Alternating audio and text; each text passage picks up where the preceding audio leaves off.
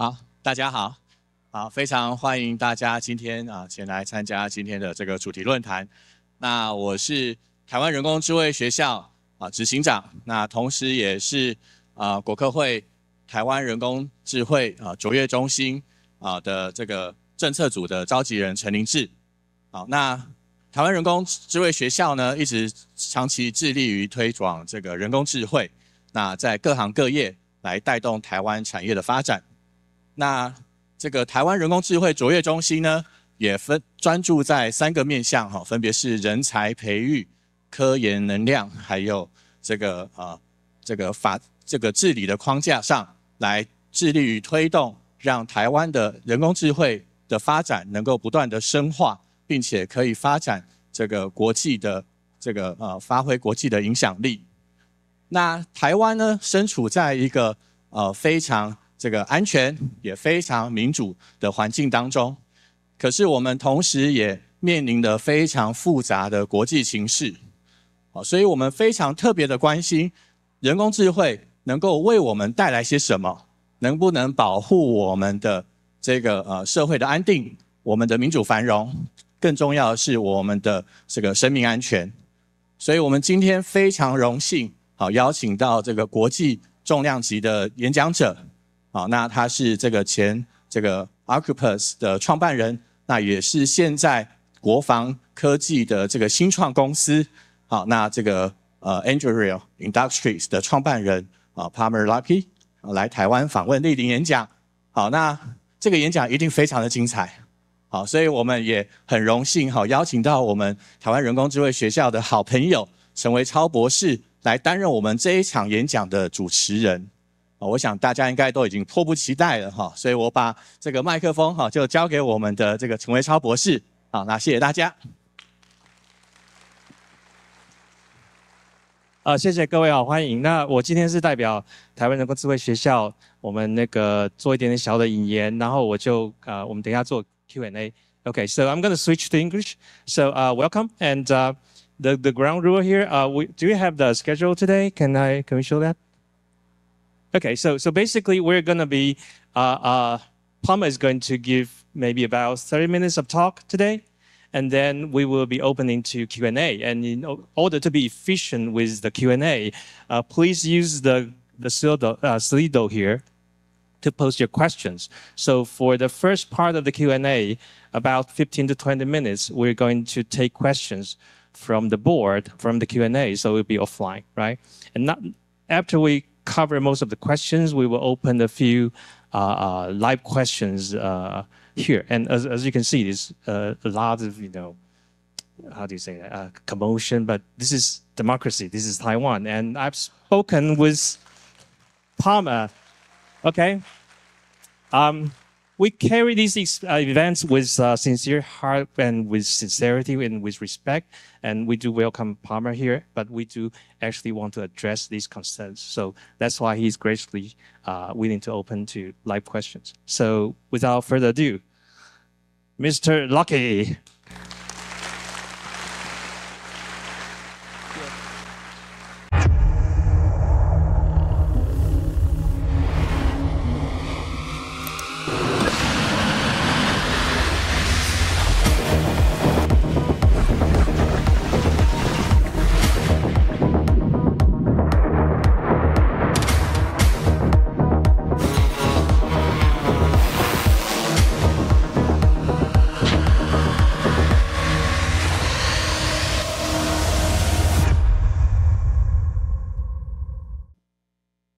Thank you all for being here, and thank you to National Taiwan University for hosting me.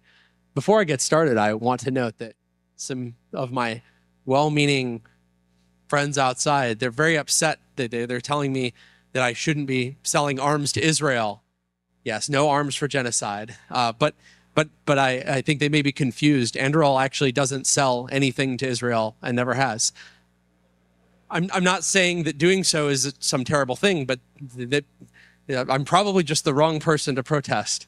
I think that it's a reflection, actually, really unfortunately, of the fact that there's a lot of people who don't show up in Taiwan at all. And so unfortunately, I'm one of the only people who's coming here, and I guess that makes me the avatar of the entire Western arms manufacturing community. My name is Palmer Luckey. I'm the founder of Anduril Industries, which is a defense product company. And our mission is to transform the military capabilities of the United States, its allies, its partners, and its friends around the world with advanced technology. But I didn't start my career working in defense. When I was 19 years old, living in a camper trailer and working a minimum wage job part-time, putting myself through school, I founded a company called Oculus VR after figuring out how to make virtual reality headsets that were better and cheaper than anyone had ever figured out previously. By some definition, I brought virtual reality to the masses, or maybe brought it back from the dead, and sold that company to Facebook in 2014 for a few billion US. And then after leading Facebook's virtual reality development for a few years, I was fired after donating $9,000 to the wrong political candidate. And that left me with a choice in early 2017. Either I could fade into irrelevance, I could take my money and go off and have fun, buy a yacht, go buy a place in Italy or Monaco, or I could take that money and I could invest it into something that mattered and do something with my time, with my network, and with my talent that would have an impact on the world, something positive that would be going long after I stopped working on it. When I founded Anduril in 2017, defense was wildly unpopular in Silicon Valley and the broader technology industry. This was the same time that many Silicon Valley executives had increasingly turned to the Chinese Communist Party to solve their business problems. In some cases, that was manufacturing. In others, it was investment. In others, it was access to their markets for media. Some of these promises came true. Many of them turned out in the long run to be empty promises, promises that were made primarily in order to deter them from working with the United States military community. This was a time where our nation's best technologists, many of our best technology companies, had begun to take the freedoms that made them so successful in the first place for granted. Silicon Valley employees were taking to the streets to protest the United States military. We were running a really dangerous experiment, one that our nation had never run, a divorce, a national divorce between our most innovative technology workers and our national security community. This had never happened in the history of our country. The United States has always had a very close partnership between those two groups. Meanwhile, it became increasingly obvious that the freedoms that made this possible in the first place were coming under threat from countries that had studied the American ways of war and designed fighting forces that were specifically optimized to counter our legacy weapon systems, to counter our way of fighting, to counter the way of fighting that we had trained so many of our partners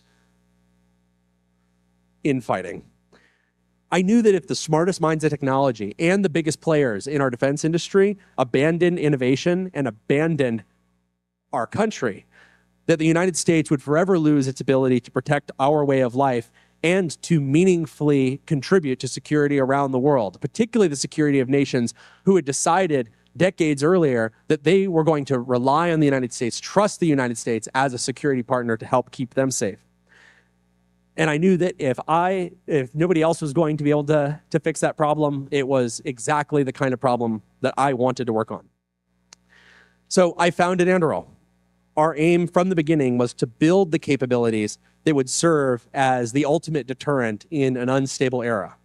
It's a lofty goal, but it's an essential one. And it's one that somebody has to do, whether or not it's popular, whether or not the media likes that you're doing it, whether or not they call you the worst person in Silicon Valley or the most controversial company in tech. The thing that sets Anduril apart from a lot of other defense companies that have existed for a long time, I think, is the fact that we see ourselves not as a defense contractor. So not doing work on a contract basis where we are paid to do work by taxpayers, but instead seeing ourselves as a defense product company. That means that we use our own money to build products.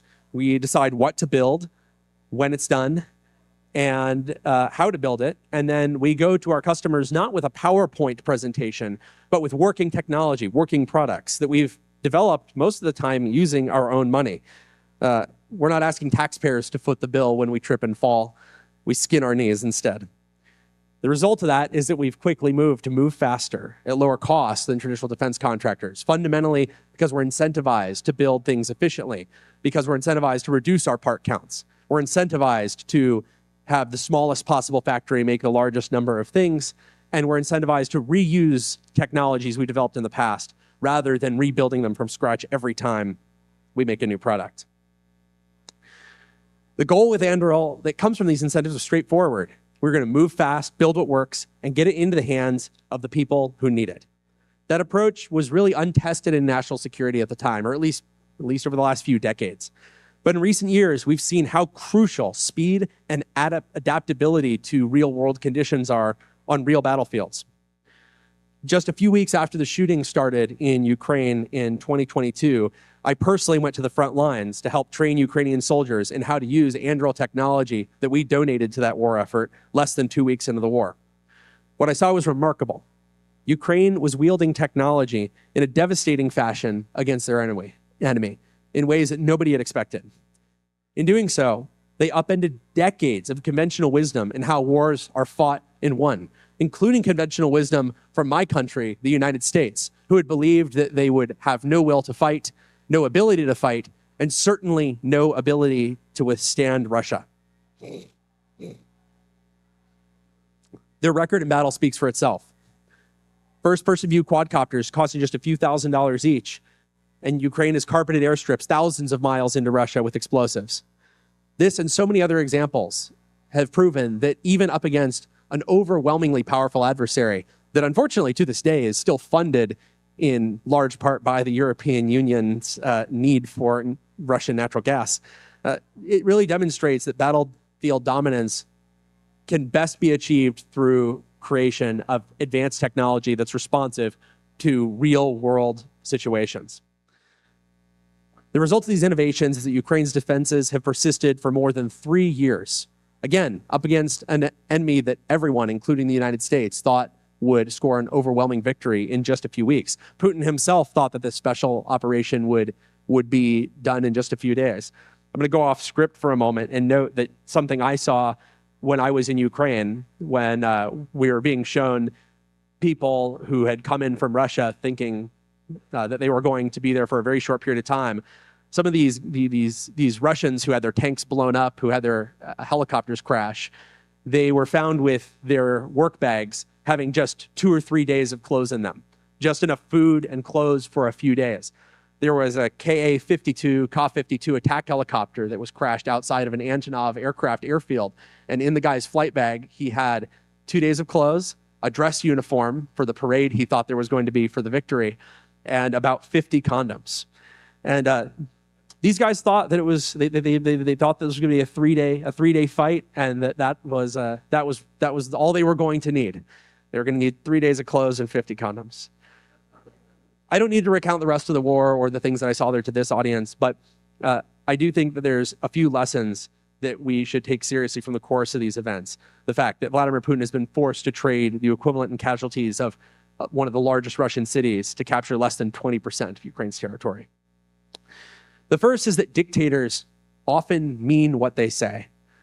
It isn't empty words, and we should believe them when they speak. Vladimir Putin's an ex-KGB agent who spent the last 20 years talking publicly and privately about how the great historical tragedy of his life is the fall of the old Soviet Union that he must now rebuild. We should have paid more attention and taken that more seriously. The second lesson is that superior weapons and weapons technology are often the only thing that can prevent war in the first place. A stockpile of decades-old munitions collecting cobwebs in a depot, as in Ukraine, is not enough to keep a competent enemy from acting. Modern militaries increasingly need the implements of modern war, artificial intelligence to track threats and attack assets, autonomous systems that rely on the same, precision targeting to attack from hundreds of miles away, air defense that can withstand sophisticated missile salvos and jamming attacks. None of these things are technologies that can be developed overnight. They take time, they take money, they take commitment from people who are very, very smart and who honestly have other things that they could be doing with their time to make more money and not have to deal with people shouting at them. There's a reason that democracies cannot simply disarm themselves. We must develop overwhelming force so that when these dictators look our way, when they look at us, they do the math, or at least they pay people to do the math, and they know that they can't win. They know better than to attack. That's deterrence.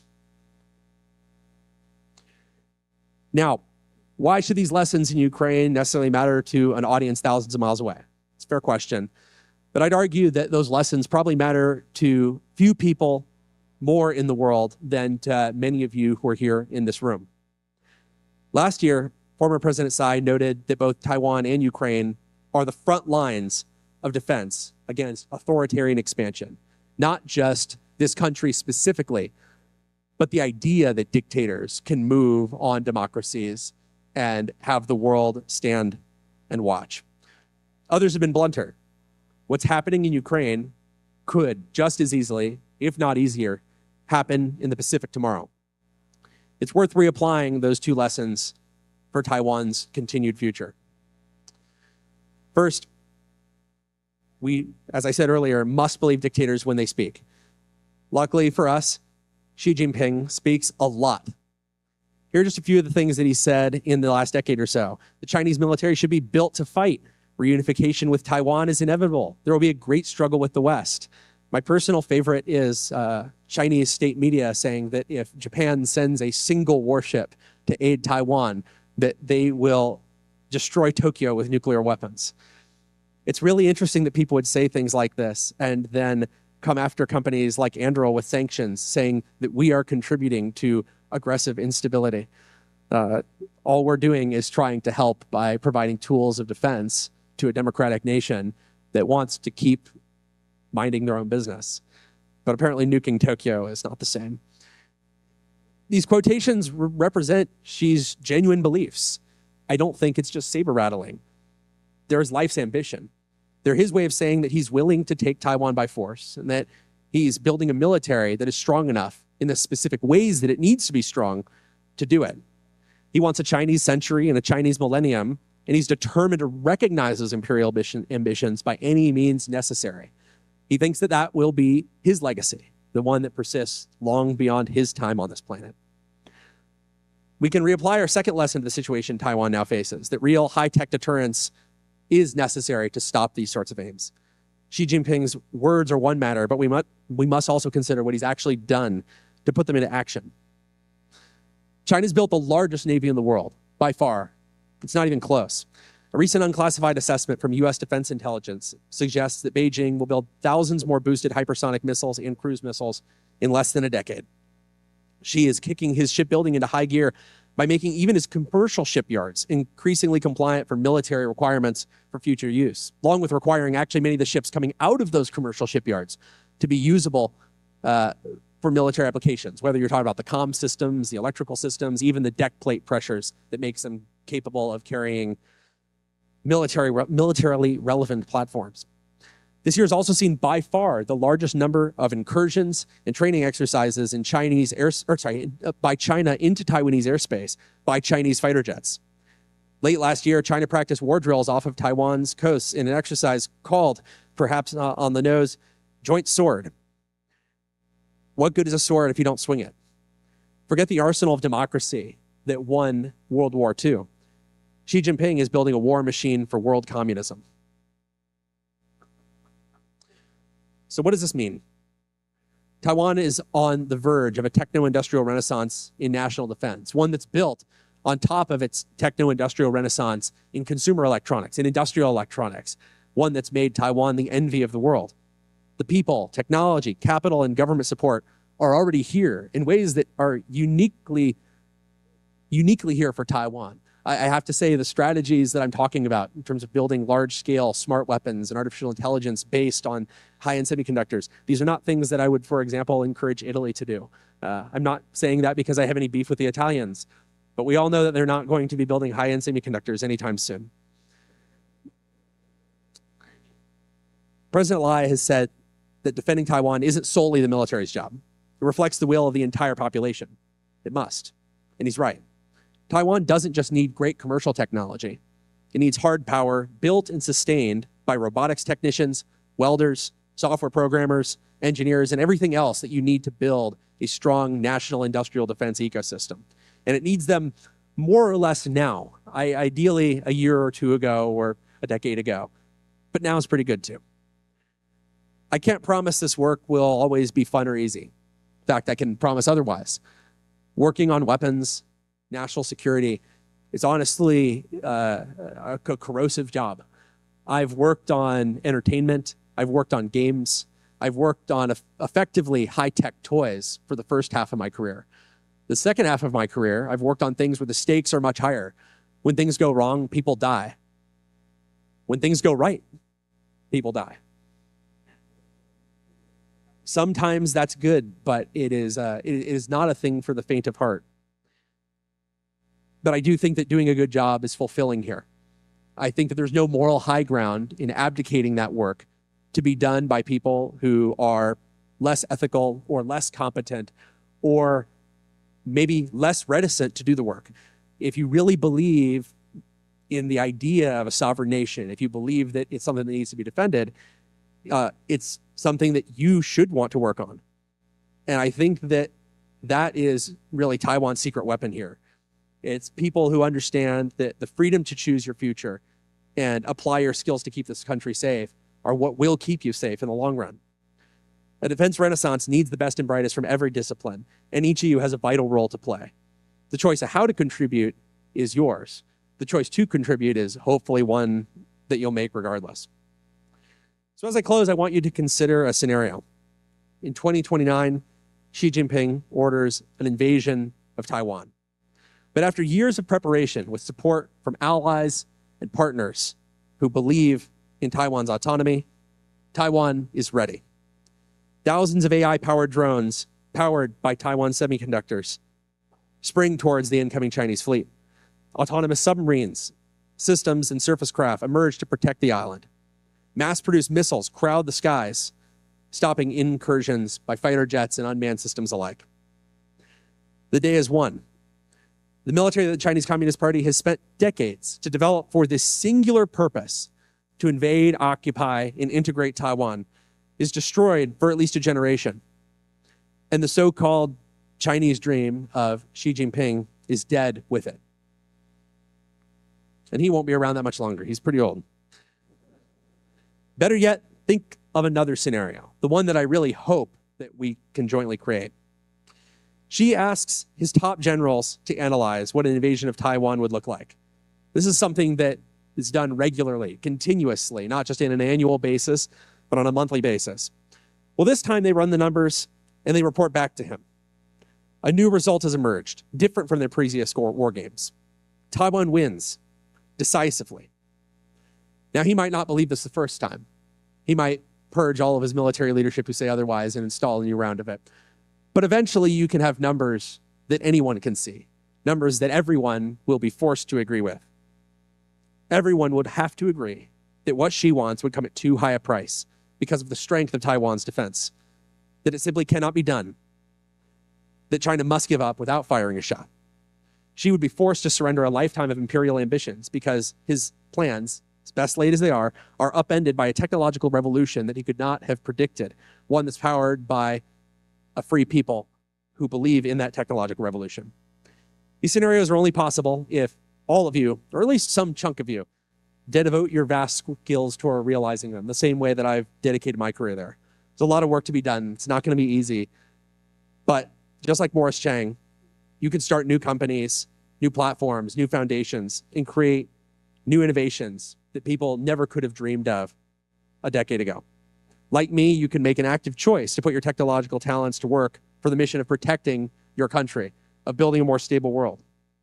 And Taiwan is not alone. In 1995, Taiwan's president came to the United States asking for our support. He said, quote, "Taiwan is here to stay. Here to stay in the family of nations, in trade, in technology, in culture." And he wanted to share Taiwan's gifts with the world. It's pretty incredible how well that's panned out. In the same fashion, Anduril is here to stay in Taiwan. Our continued investment is a symbol of not just my personal belief, but the belief of our company and many, many people in my country that believe in Taiwan's dynamism and in liberty. will help you defend yourselves against the enemies of the free world. We're confident that our relationship with Taiwan will deepen and flourish in the years to come. So if I can leave you with anything, it's this. You're some of your country's finest engineers, technologists, and researchers. There's no secret arsenal of technology that's waiting to save any of us. Not in the US, not here. There's nobody else. It's just you. It's just me. So answer the call, dare to build, and never yield in the defense of your country and its freedoms. Thank you.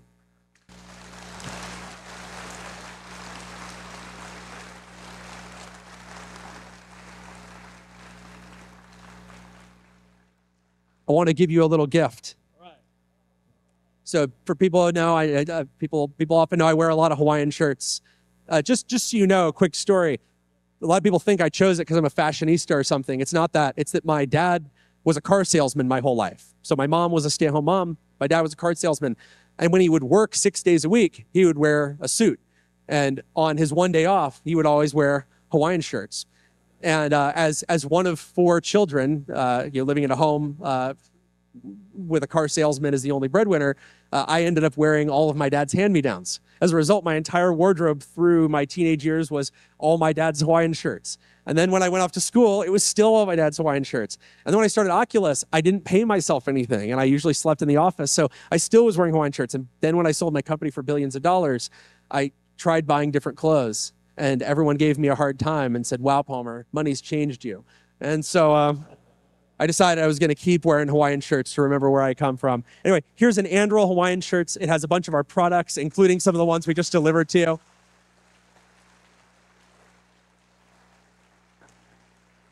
And I look forward to Q&A with the broader audience. I actually said when we were waiting in the green room, I hope we can get some of the protesters in to ask questions. I got to give them some credit. Whatever they believe, they really believe it. It might not be quite right. They might be misled, but they really believe in whatever it is they believe. You're not going to show off your muscles? Yeah, I forgot to work out, and I wanted to give you guys like a good impression of the talk, right? So let me keep my shirt on. All right. So thanks for the talk, and thanks for the encouraging words. There are about 80 questions posted online. And oh my goodness! Yeah, right, so we're going to be here all night, right? So let's just go through. Well, the good news is I've got an extra hour between the end of this and my dinner with the VP. So maybe I can eat into that a little bit. But 80 questions is going to be tough. Let's be efficient with our time. Yeah, let's do it according to the clock. And if the guys outside want to play, then we can deal with it later, right? So let me go through them a little bit. So I try to paraphrase your questions because a lot of them start with like, my name's Harry, can I get a job in your company? So I'm just going to bundle them together. Eric, you can get a job at our company. Just apply. Right. So technology. So this is mostly from National Taiwan University. Some of you are students, and some of you probably passed the age already. I'm sorry. Yeah. But as a student, what do you think would be useful to learn and to study as a graduate or undergrad student for defense industry? So at least speaking for Anduril, the thing that I like to see in engineers that we hire, the thing that I like to see is people who build things because they want to build them. So people who have done projects, creating things that would not exist but for their decision to work on them. That doesn't include, for example, school projects that your class or teacher made you do. It doesn't include things that you were required to do as part of your job. We do look at those things. We don't ignore all of your professional accomplishments. But the thing I'm most excited about are the things where you said, my job isn't paying me to do this. I don't get a grade for this, but I am just so insane that I'm going to take my time and make some time to make something exist. Whether it's something like, a new way of cooking things, or a crazy custom car that you've built, or some interesting AI project. So I guess what should you study? Anduril's hiring all kinds of things. We need lots of different people. We hire people on the design side, on the user interface research side, on the AI side, doing computer vision models, doing mechanical design, aerodynamic design. There's no one thing I could pick, but in general, people who want to make things are my favorite. And then what happens is I bring them to my company and I pay them to make things that wouldn't exist if they weren't working on them. And because they're coming in with that attitude, they tend to be better workers than people who are just saying, oh, well, I do whatever I'm paid to do, and that's all I get done in life. All right, good makers then. Whatever you study, just be good with your practical skills. I see a question from Jerry. He says, I see you have openings in Taiwan. Are you planning Right, are you planning to build a to open Taiwanese engineering team? Yeah. And are you trying to scale using the ODM model we have in Taiwan? Right. What's the play here? So I think either we've already announced or we're announcing tomorrow. It's all the same. So we have opened an office in Taiwan, and we are staffing that up with local engineering talent. We've done this successfully as a company several times in other countries. We did this, for example, in Australia on a submarine program that we did with the Australian Navy, and that went from about 1 person to about 400 people in 2 years. So I think it's going to grow pretty fast. In terms of the ODM model, we actually already have a lot of components and parts that are built in Taiwan for programs that we have in the United States. I've been a pretty strong voice in the United States politically for making sure that we have a tight synergy between Taiwan and the US on building arms and arms technologies. But we actually already are working with a few of the contract manufacturers here on basically natively manufactured versions of things that we already do. So for example, some of our munitions, some of our aircraft platforms, we've actually already gotten in at least one full quote that we've spent a lot of time with that particular ODM going over. And I'll be candid, it actually came out as just barely more expensive than the US made one, but we're going to beat on it and we're going to get it down. We're going to get it down to a lower price. But I guess the short version here is I want to take advantage of Taiwanese talent that would otherwise be working on consumer electronics or automotive or high-end semiconductors, put them to work on these national security problems, just like Anduril typically does. And I also want to work with a lot of these more commercially oriented contract manufacturers, because the same things that make you great at building a phone or a camera or an automobile or a laptop or a game console, whatever it is, they may not be the same skills you need to build old school weapon systems like artillery, but it's exactly the same skills you need to build large scale autonomous munitions and attack drones and sensors. It's incredible how these two things have become so close that you could have the same people in the same building with many of the same manufacturing lines seamlessly move from one to the other, and that's pretty cool. Yeah, great. So then we basically elaborate on the supply side, right? So we talked about development, talent, and maybe we'll talk about a little bit on supply chain. So can you describe a little bit how your working model is with Taiwanese companies? Is there any special requirements in terms of the parts that are needed for military applications and things like that? No, there definitely are. And Anduril has been very, very creative about getting around some of these rules. And creative, huh? Creative. Look, it's not illegal to be creative. There's a distinction in the United States. There's tax evasion and tax avoidance. When you're paying your taxes, and there's tax avoidance is doing the things that you can do that are completely legal and within the realm of the law to minimize your tax burden. Tax evasion is when you do that in an illegal way. Similarly, there's things that we can do to work with Taiwan where we can be efficient working within the law. And there are other things that we could do that would break the law, particularly US laws around export of certain arms technologies or of exporting weapons without approval. We very much are more in the rule avoidance side of things, not the rule evasion side of things. Keep elaborating on this, though? Sure. I mean, I'll give a concrete example. All right. Okay. If you don't mind, yeah. So for example, and I could give a lot of different ones. It's not just one trick. There's dozens of tricks, just like taxes. One of them is typically a defense company would look at its products in a very integrated way. They'd say, well, I have this drone that is armed with a particular weapon, and to sell that, I need approval from the US State Department, and it has to go through all the political processes involved to make that happen, and that can slow weapons delivery sometimes by years. The good news is the US isn't against giving arms to Taiwan. It's just, it can often take a very long time to get through the bureaucratic process. Anduril can say, if we're smart about it, wait. This drone is actually made up of technologies that are non-regulated. It's treated like a commercial drone product. And we can carefully divorce the drone from the things that would make it a weapon, let's say a warhead or a seeker assembly. And we can sell Taiwan those particular commercial vehicles. And then if Taiwan chooses, they make their own decision to put weapons on them and to put seekers that are built domestically on it. Well, that's no different than someone buying a DJI drone from Best Buy and putting explosives on it. And I think we've done this in other countries as well, where like when we were working with Australia, we were able to move much more quickly by taking one of our robotic submarines and shipping a version over to them that the military was able to equip with their military sensors and military payloads and to begin immediately using while we waited for the approvals on the other stuff. And so I think you'll see very, very similar dynamics occur here, where we're going to be very, very smart about moving as fast as possible. We don't have enough time for business as usual. There just isn't enough time. Yeah, it's a sense of emergency here. So we just get beef from you and we cook our own steak, basically. Yeah. Exactly. And it's not illegal for me to sell you guys beef. We just need to know how or to even turn to give you steak, advice on how to cook it. Yeah. All right. Okay. So on the other part of the supply chain, we talked about special component. Aside being from creative, there are things that you cannot be creative about, right? Like special type of chips, and we talked about actually headsets for like VR headsets, things like that. Maybe that would be useful information for the audience. Yeah. You mean like things that are made here that are not made elsewhere, or well, things or the other way that around? Are more sort of not traditional consumer electronic devices that we need to be prepared of in terms of supply chain. I see.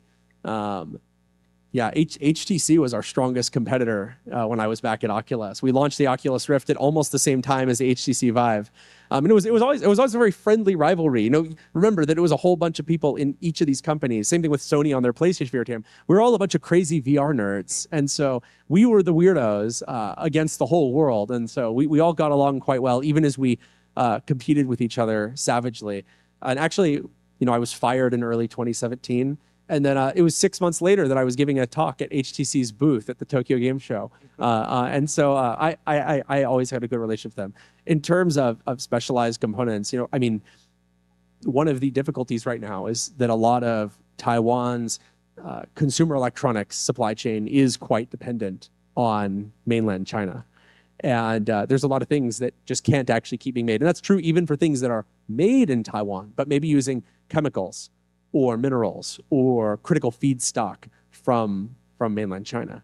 And it's going to be very important for the weapons side of things to build supply chains that are as divorced from that as possible. It needs to be entirely native to Taiwan, or, you know, and you look at Ukraine. What's interesting about their supply chain and supply lines in general is that they've been able to keep them open even after the war started. There's lots of ways to get things into Ukraine through Europe, like me. They smuggled me in a few weeks into the war, and the Russians didn't get me. It would be very difficult to do the same thing if Taiwan were under blockade. I'm probably not going to be able to sneak my way in. And the same thing goes for critical minerals, materials, raw feedstock, chemicals. And so that's kind of the one limitation, I think, of relying on the consumer electronics industry in Taiwan for defense, is that so much of the supply chain is built up on the same threat that you have. I will say this is not unique to Taiwan. It's some people they say, how this is crazy. How could you have this strange dynamic? But you look at Europe, it's the same way. You know, Europe is lecturing the United States and our politicians on how we're not doing enough for Ukraine. Meanwhile, the European Union bought more natural gas from Russia last quarter, Q1 2025, than any quarter ever in history. And they've spent more on Russian oil and gas in the last year than their total war contribution since the war started. And there's often these very strange entanglements between foes in the modern globalized world, and we need to stay ahead of that.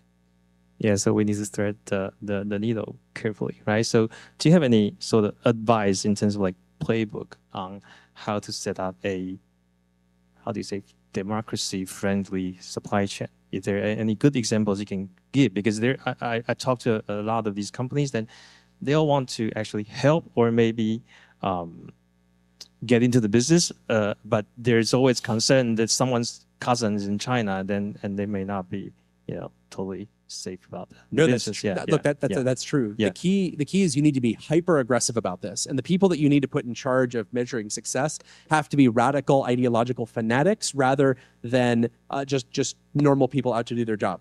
So for example, Anduril, about 2 years ago, we were already in compliance with US laws regarding Chinese supply chain and Chinese materials. But it turns out that being in compliance with the law is quite easy, even when you are in fact still dependent on China. So I'll give you an example.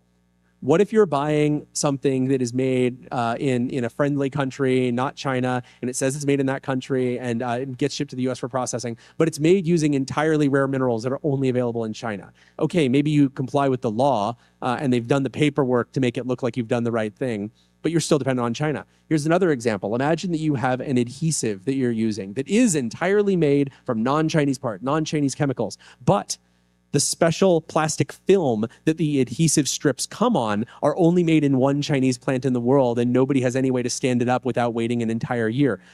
That means you're still dependent on China. None of those strips that the adhesive comes on make it into your product. So you say the product itself is no Chinese content. But it couldn't have been made without Chinese content. It was part of the manufacturing process. It's things like this where companies, they turn a blind eye. They kind of pretend that nothing will ever really happen, that you'll never really need to divorce yourselves from China. And so instead what you need to do is find people who will comply with the law and then go a step further and a step beyond that to say, I don't care about what the law says. I need to make sure I'm really, truly not dependent on China. I need to make it where if China magically, just like an interdimensional warp, were to remove them from our planet and they were to, warp into an alternate dimension, they disappear. I still need to be able to make everything that I need. Or more likely, China decides they're going to stop supplying us, or just as likely, the United States Congress decides they're going to sanction China and we're not able to use any of that stuff. You need to be ready for that ahead of time. So my advice would be find ideological fanatics who are going to go far beyond the law. And then when the engineer says that we did it, we got away from China, the fanatic is going to go in and say, no, you didn't. Here's how they're going to get you still. There's still a way they're going to get you. And sometimes they'll even, like, here's another example. Maybe you found a supplier that's giving you what you need, but the only reason that supplier is giving you what you need is because China is making all of the rest of the supply for all of their other customers, and they could never scale up if they needed to without relying on China. You have to say, nope, can't use that guy. We need to go to someone who can actually scale up or whose entire supply base is non-China, rather than just the special line they run only for us that can never get any larger because they have limited supply. So find ideological fanatics, find people who go far beyond the law and will basically act as a red team. They need to be, there's a phrase we use internally at Anduril that some companies use, is a non-advocate review. So you want someone who is not necessarily on the side of the supply chain people. You want someone who's a non-advocate to come in and find out why they're wrong. A devil's advocate in the supply chain, basically. Exactly. Yeah. That's really the right way to look at it. Yeah. As long as this guy doesn't get infiltrated and all that, Well, and that's one of the difficult challenges too on the security side. Practically, I suspect there's probably more infiltration in Taiwan than in the United States for a variety of obvious reasons. Is that a fact? I wouldn't know. I mean, are you guys still infiltrated already? But one of the interesting things about infiltration and security risks is that people often think about it the wrong way. They say, how do you keep the wrong person from getting in the job? How do you filter them? And they think that it's a way where if you can keep them from getting in, that you're safe. But you're not. Infiltration is a continuous process. Somebody who was not a security risk when they joined can become a security risk. Their family might be threatened. Someone might be put in a bad situation. And things can be done that turn someone who passed every security check, every clearance, you would have bet $1 million this person was totally committed to the cause, but that can change over time. One example, people can even get brain tumors. There was one person in the United States intelligence apparatus who started working with Russia. And it turned out that in the long run, this crazy change in behavior, they literally had a brain tumor. They were going crazy and it had made them think that the US was out to kill them. It was actually literally just a brain tumor. And so these things change. So security is a continuous process. You basically need to never trust anybody. Not even me. That's right. I could be compromised. I could be turned. Yeah, brain tumor is a good excuse if you need something. It's the only excuse for my behavior. But it really is true. Like you shouldn't rely on everybody. You have to assume, you have to run your business, compartmentalize information, and run it as if you could have a security threat appear at any moment, and you need to continuously review those employees for potential problems. So basically, even me, I'm continuously reviewed in Anduril. I know it sounds crazy, but even I am under continuous review to make sure that I've not gone rogue. All right, we didn't elaborate into that.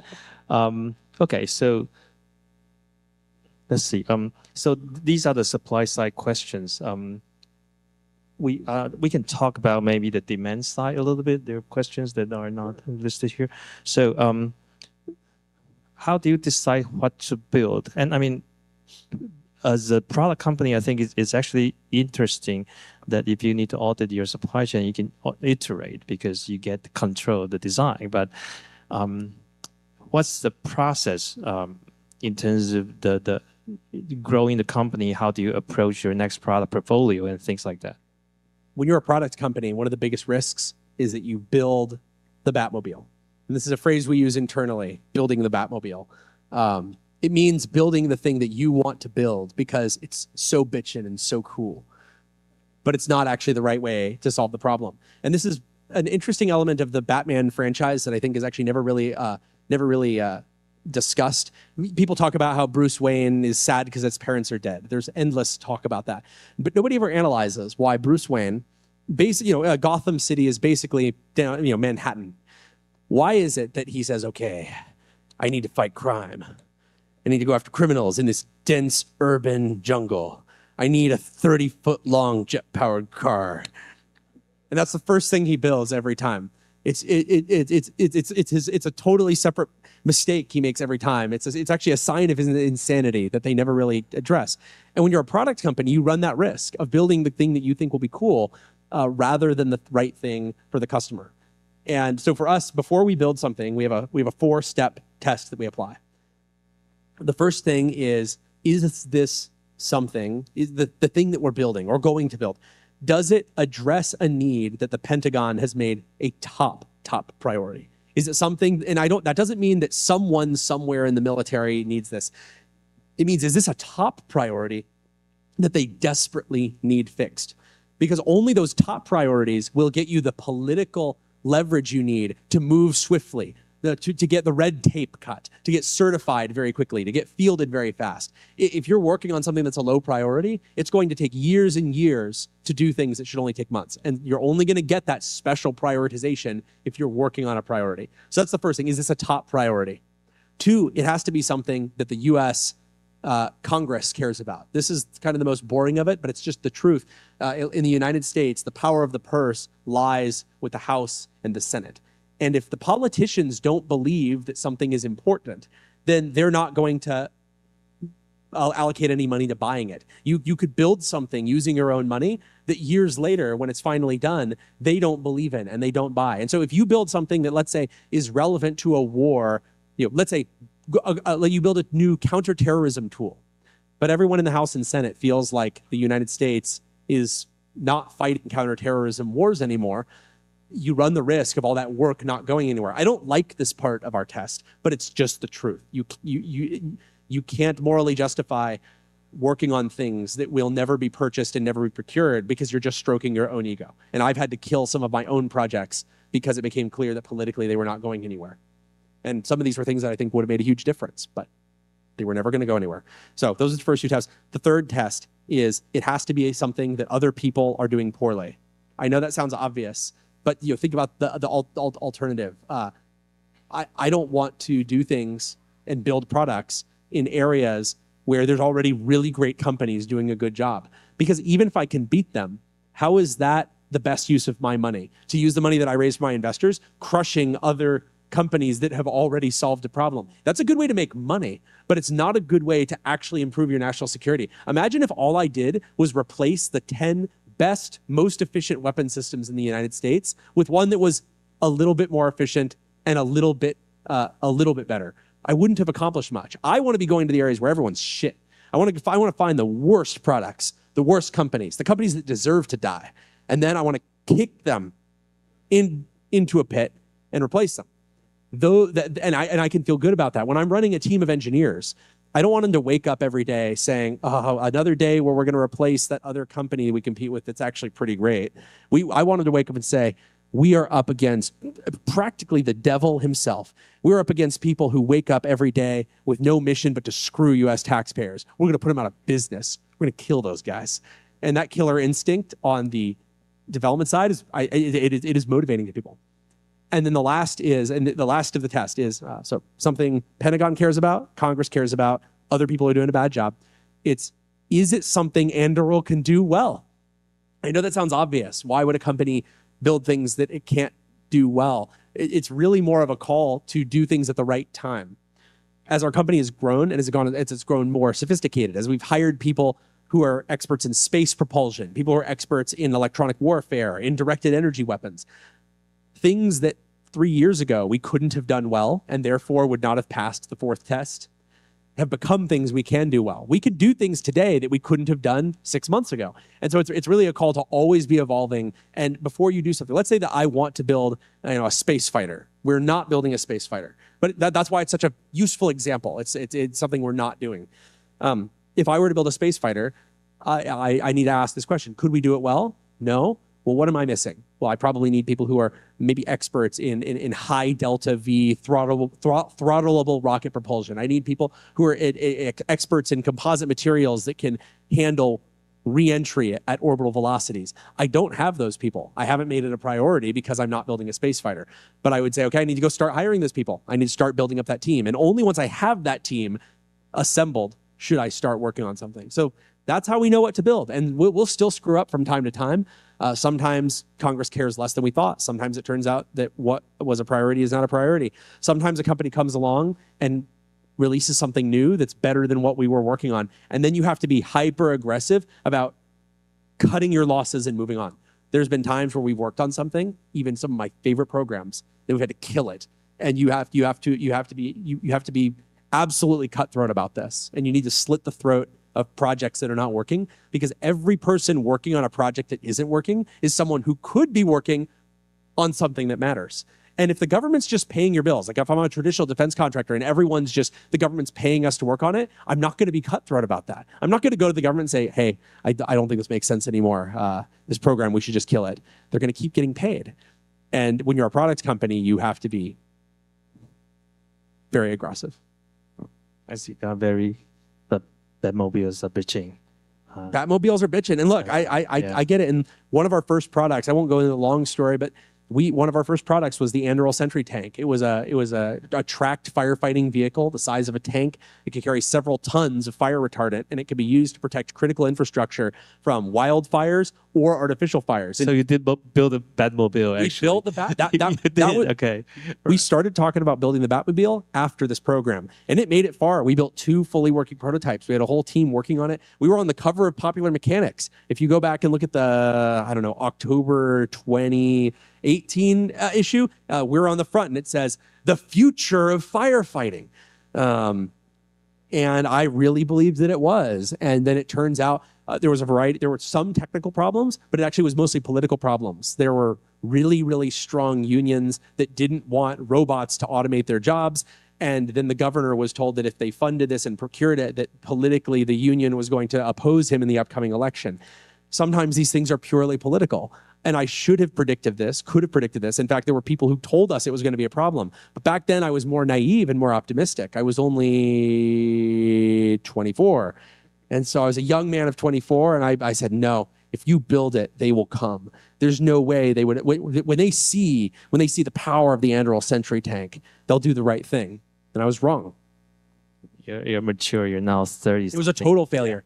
And we have 2 prototypes that sit underneath a tarp in a warehouse waiting for the world to change. Still cool though. Yeah, so in the interest of time, my moderated question, I'm going to give you the last question, and then we're going to open a few questions to the audience, right? All right, so the elephant in the room, right? Ethics about AI weaponry. Is it more ethical or less ethical with AI control? Do you have this Oppenheimer complex where you build something that kills people? Is there any way for our students here to reconcile the fact that they're building something great if it kills people? Is there something you want to address here? My view is that defense is an area where you cannot afford ethically to not use the best tools available to you. If I am going to cook a meal, it's okay if I use a microwave instead of an oven, even though the instructions say not to. It's okay if I use bad ingredients. It's okay if I don't do a particularly good job. When I'm getting the oil changed on my car, it's good to have a good mechanic do it, but an inferior mechanic is okay. That's fine. The worst that will happen is they'll strip the threads on my oil change plug, and I have to get it rethreaded and a new brass insert put in. Matters of life and death are not like that. If you have people who are working on something who are not the very best people using the very best technology, you'll have people who die needlessly. And so the way that I look at this is not an AI-specific problem. It's really about technology in general. Should you apply the best technology? Should you be as precise as possible? Should you kill as few people as needed to achieve the result? There's been this push, including in the United Nations, with these catchphrases that sound really, really good, like robots should never kill people, or an algorithm should never pull the trigger. And on a human level, I empathize with that. But then you look at what actually happens if you abide by those types of proposed rules. It becomes illegal for a landmine to tell the difference between a school bus full of children and a Russian tank. Where's the moral high ground in making a weapon that can't make that determination? They say, well, but Palmer, it might not be perfect every time. No weapon is, and war is hell, and that's why we need to stay out of it and hopefully deter them. But it isn't a question of will it make the right decision every time. It's a decision of will it make things better. If it makes the right decision 999 times out of 1,000, that's still a lot better than a dumb weapon. Because the choice we have isn't between AI weapons and no weapons, right? Not in the world we live in. In the world we live in, threat of lethal force is sometimes the only credible backstop to other levers like diplomacy. They only work if that threat of violence is there and it's credible. And so it's not a matter of choosing between smart weapons and no weapons. It's a matter of choosing between smart weapons and dumb weapons. And in that case, I will take every time people who are very smart, very ethically involved, building these things the best way they can. Like I think I've been rambling for a little while now, but when people come up to me and say, Palmer, how can you justify AI weapons? I say, well, look, we've had weapons that try to discriminate on targets without direct human intervention for a very long time. What do you think pit traps are? What do you think that, we're talking about thousands of years. I would argue autonomous weapons, meaning weapons that are designed and engineered by people to affect a certain engineering outcome and choose between types of targets. They've existed for thousands of years. People made pit traps where people walk across safely and then a horse falls through. They do this so they can capture the more valuable officers who have more valuable targets. We've done other things that are the opposite. People have done poison spike traps where horses can walk over unaided and then people in thin enough shoes end up getting poison that ends up killing them. The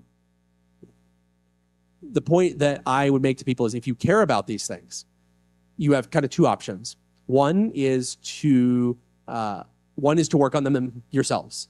If you really care about these issues, I think you should work on them. If you care about weapons being precise and not killing civilians, you should apply your talents to making that the same, because you only have one other option: to let other people do it.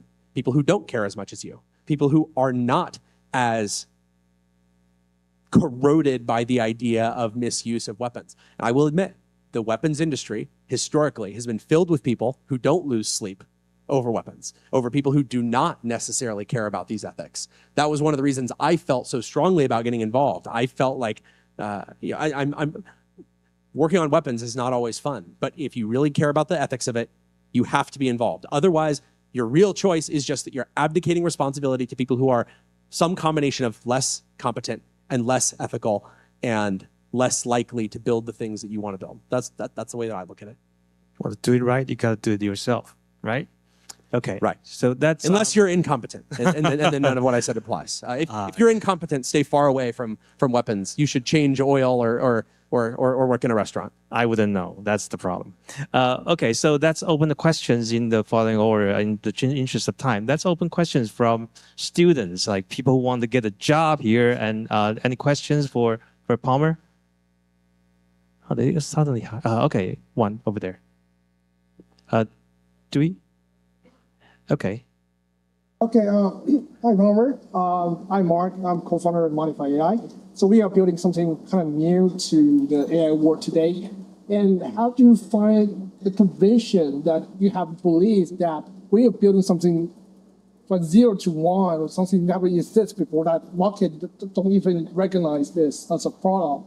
How do you believe that as an entrepreneur and an inventor to continue to convince your team and your community to go forward? Well, That's a good question. Yeah. It's not a student, but anyways. Yeah. I mean, you look like one, so I got cheated, but... He's a student of life. He's always learning. Okay, fair enough. Look, so his question was, how do you find the conviction? How do you convince your team that this will make a difference so you can move on? This is a big question. I think first of all, you have to identify a real problem. And I don't think it's actually that different in defense than anything. If you're working on an area in the consumer side where you have technology that that's going to make a difference, you have to lay it out a vision for people that they can understand. You have to say, hey, here's why our technology can solve this problem. Here's why nobody's ever thought of it before. You have to come up with a counter to every question that an investor is going to critique you on. I remember when I started Oculus, nobody wanted to give me any money. They all said, VR won't work. And if it does work, it won't be you. And even if you are successful, Sony or HTC are just going to crush you. And you have to come up with answers to all of those. And if you can't come up with those answers for even yourself, you definitely won't be able to convince everybody else. And so in some ways, I'm careful about saying this because I just know this is going to end up being in a media story potentially. And I'm looking at Shannon. And she's gonna say, no, Palmer, don't say it. But running a company like Anduril is like running a cult. You need people to believe fanatically in what you're doing. You need them to really believe in the core premise of the company. And when other people from the outside tell them that what they're doing doesn't matter, you need them to either tell those people they're wrong or have them cut those people out of their life. And but I think this has been true for so many companies. I'm not advocating that this is how you run a company. I'm saying that the companies that succeed are the ones that have worked this way. And I think that it's been true even for companies like NVIDIA.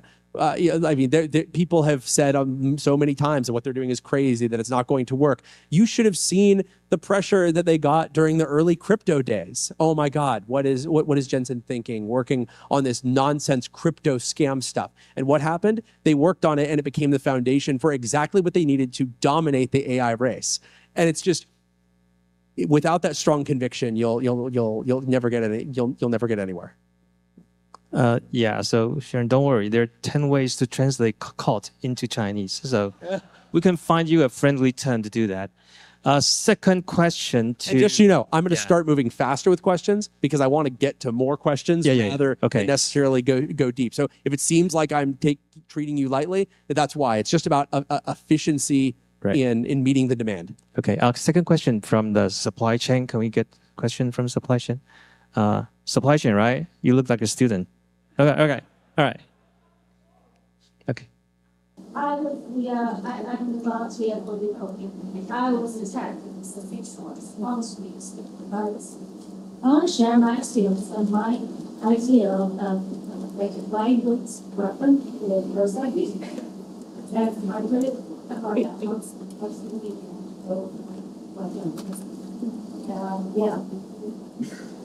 week. Because I was there, out there, I was the one who fighting for them and watching. But then, it was just like that. They're in our life tone.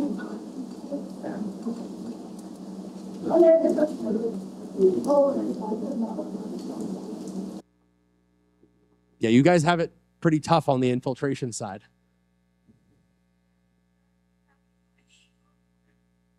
Do you want to answer the question? Like light portable weapon system for. Well, it sounds like she has an idea for it. So Right. Maybe you do want to do a pitch later. How about this? Best thing for you to do is get in touch, because given how infiltrated everything is, probably we shouldn't give them all of your good ideas. Yeah. Sure.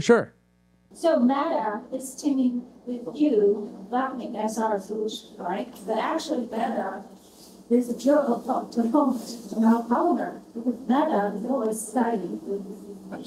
So our boundary will produce request with our channel.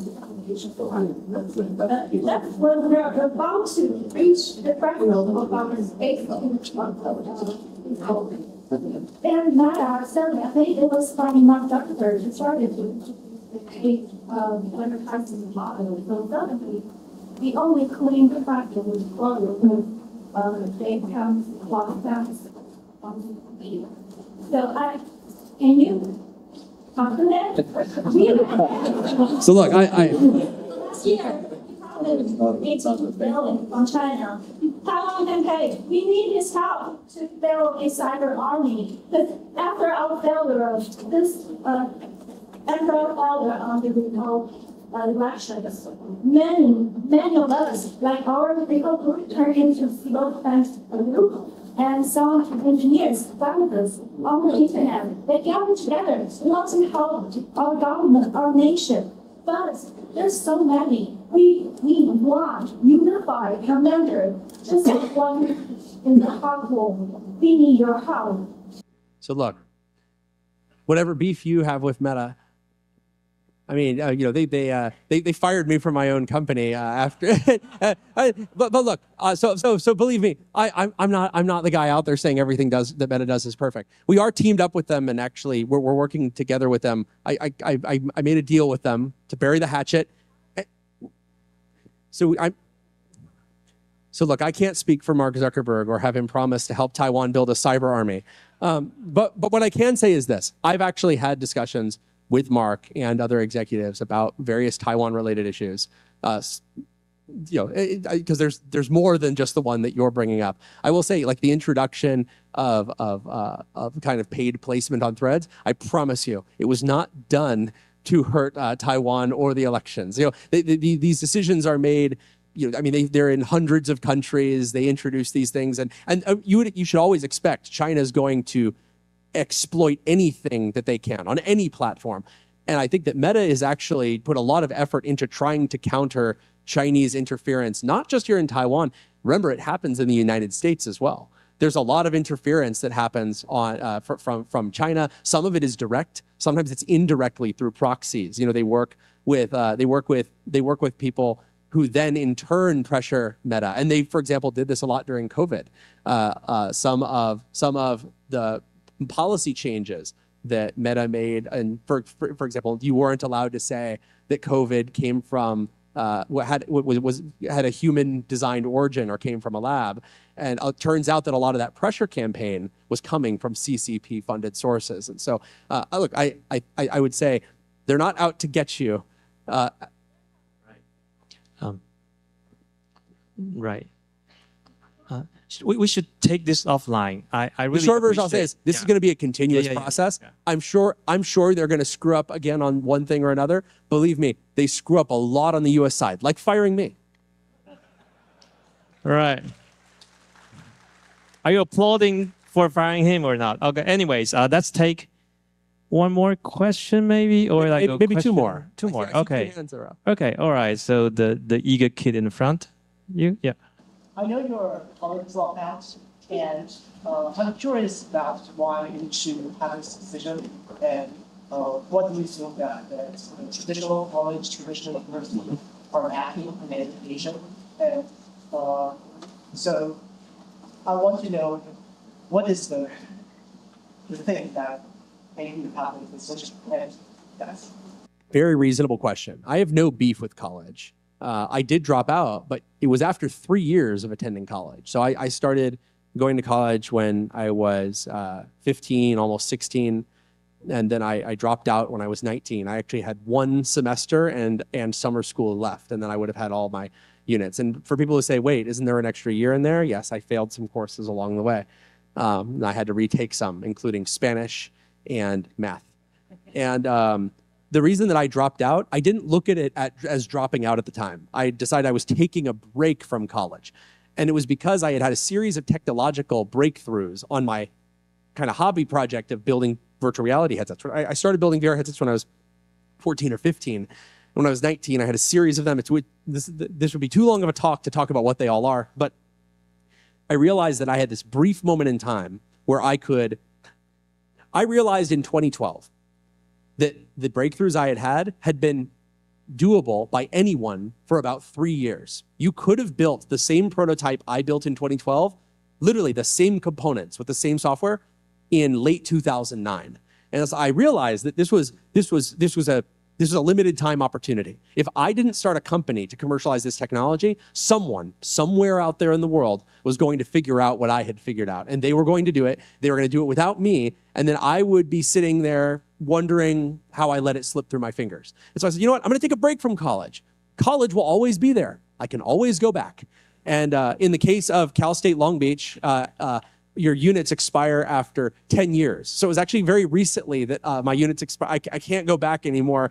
I'd have to start from scratch. But I encourage students all the time to not drop out of school if you don't have a very strong reason to do so. I do not encourage people to drop out to find themselves or to travel the world. You should drop out if you have a limited time opportunity, something absolutely incredible, where you need to do it right then. And if you don't, you might be missing the boat. Because if it fails, you can always go back, and that will be fine. I will say there's probably some number of people who don't need to go to college. One of my mentors, Peter Thiel, has a fellowship, the Thiel Fellowship, finding people and paying them to drop out of school. He gives you $100,000 if you can convince him that he should pay you to drop out of school. And his pitch is similar. He says some people should go to college, but there's some people who probably would do more starting a company instead or doing something else instead. I've thought about one-upping him, and my thought is, well, if there's some people who shouldn't go to college, maybe there's even some people who shouldn't go to high school, maybe even middle school. Maybe I can find those children and I can pay them to stop going to school. But it turns out that in California, that's a crime. It's called contribution to the delinquency of a minor. And so I've not actually done that. But yeah, look, drop out if there's a really good reason. Otherwise, get through, do your time, and then get into the workforce. And then I think there was one or two others that was up there. You pick, right? You want to pick? All right, the hustler gets the question. By the way, thank you for the talk, and I thank you wholeheartedly for helping us defending our country. We actually met people from NASA in May, and we are a battery supplier. Oh, you were part of the Taiwan supplier day. Yeah, we had a bunch of our vendors come out and get the full tour of everything we're doing. Yes, that was a great trip.